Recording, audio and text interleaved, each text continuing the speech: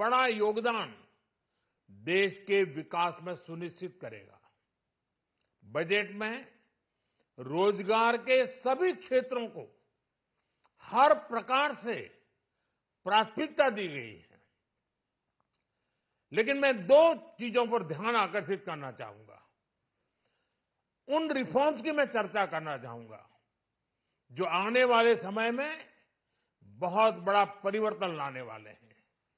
एक, infrastructure status देने के कारण भारत में बड़े शिप्स के निर्माण को बढ़ावा मिलेगा। आत्मनिर्भर भारत अभियान को गति मिलेगी। और हम सब जानते हैं कि शिप बिल्डिंग ये सर्वाधिक रोजगार देने वाला क्षेत्र है। उसी प्रकार से देश में टूरिज्म के लिए बहुत संभावना है। महत्वपूर्ण 50 टूरिस्ट डेस्टिनेशन, वहां पर जो होटल्स बनाएंगे, उस होटल को पहली बार इंफ्रास्ट्रक्चर के दायरे में लाकर टूरिज्म पर बहुत बल दिया है। इससे हॉस्पिटैलिटी सेक्टर को, जो रोजगार का बहुत बड़ा क्षेत्र है, और टूरिज्म जो रोजगार का सबसे बड़ा क्षेत्र है, एक प्रकार से चारों तरफ रोजगार के अवसर पैदा करने वाला एक क्षेत्र को ऊर्जा देने वाला काम करेगा। आज देश विकास भी विरासत भी इस मंत्र को लेकर चल रहा है। इस बजट में भी इसके लिए भी बहुत महत्वपूर्ण और ठोस कदम उठाए गए हैं। 1 करोड़ पांडुलिपियों के लिए संरक्षण के लिए, मैन्युस्क्रिप्ट के लिए ज्ञान भारतम मिशन लॉन्च किया गया है। साथ ही भारतीय ज्ञान परंपरा से प्रेरित एक नेशनल डिजिटल रिपोजिटरी बनाई जाएगी। यानी टेक्नोलॉजी का भरपूर उपयोग किया जाएगा और हमारा जो परंपरागत ज्ञान है उसमें से अमृत निचोड़ने का भी काम होगा। साथियों, बजट में किसानों के लिए जो घोषणा हुई है वो कृषि क्षेत्र और समूची ग्रामीण अर्थव्यवस्था में नई क्रांति का आधार बनेगी। पीएम धन धान्य कृषि योजना के तहत 100 जिलों में सिंचाई और इंफ्रास्ट्रक्चर का डेवलपमेंट होगा। किसान क्रेडिट कार्ड की लिमिट 5 लाख तक होने से उन्हें ज्यादा मदद मिलेगी। साथियों, अब इस बजट में 12 लाख रुपए तक की आय को टैक्स से मुक्त कर दिया गया है। सभी आय वर्ग के लोगों के लिए टैक्स में भी कमी की गई है। इसका बहुत बड़ा फायदा हमारे मिडिल क्लास को, नौकरी पेशे करने वाले जिनकी आय बंधी हुई है, ऐसे लोगों को, मिडिल क्लास को इससे बहुत बड़ा लाभ होने वाला है।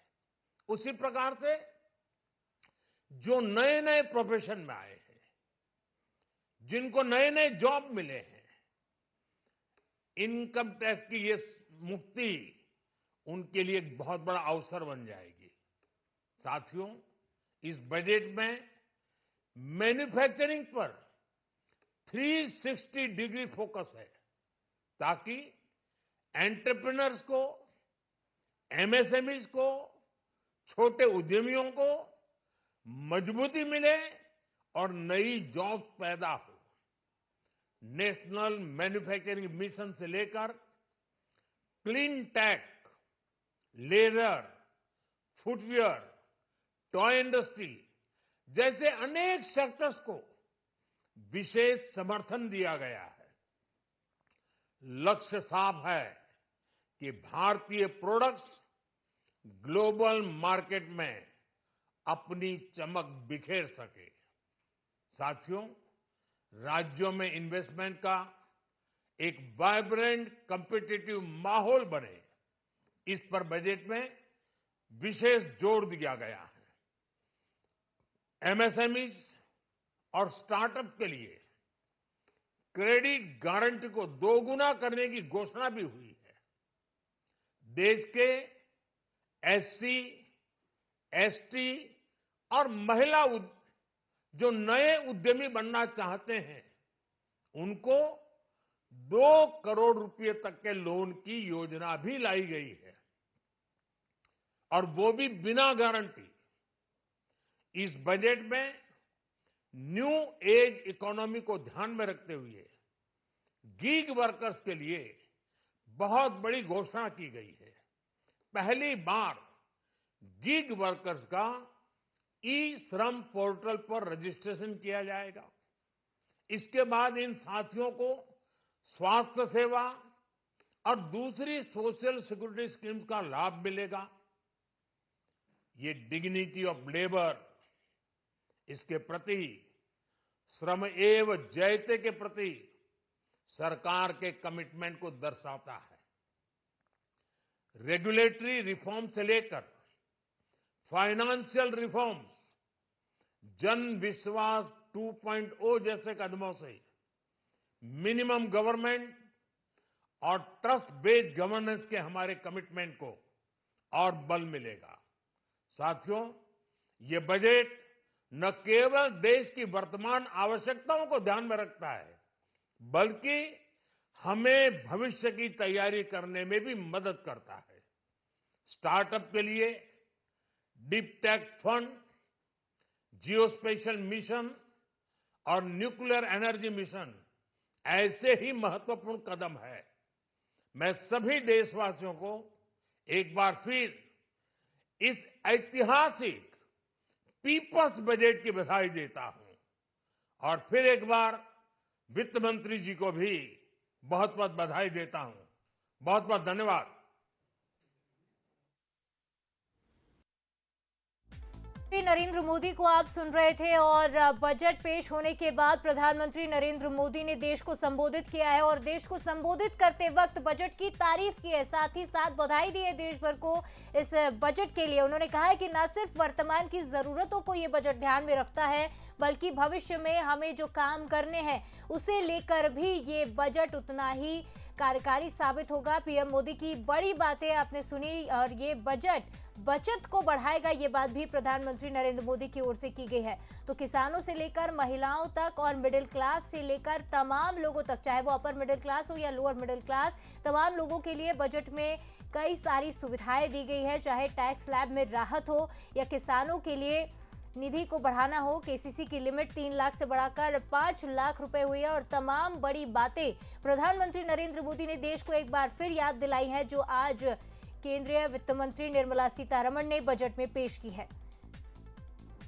तो आज का ये बजट मिडिल क्लास के चेहरे पर मुस्कान लाने वाला रहा। 12 लाख की कमाई पर कोई टैक्स नहीं लगेगा। खासतौर पर नौकरी पेशा लोगों के लिए ये बड़ी राहत मिली है। 75,000 स्टैंडर्ड डिडक्शन के साथ टैक्स लिमिट को 12,75,000 कर दिया गया।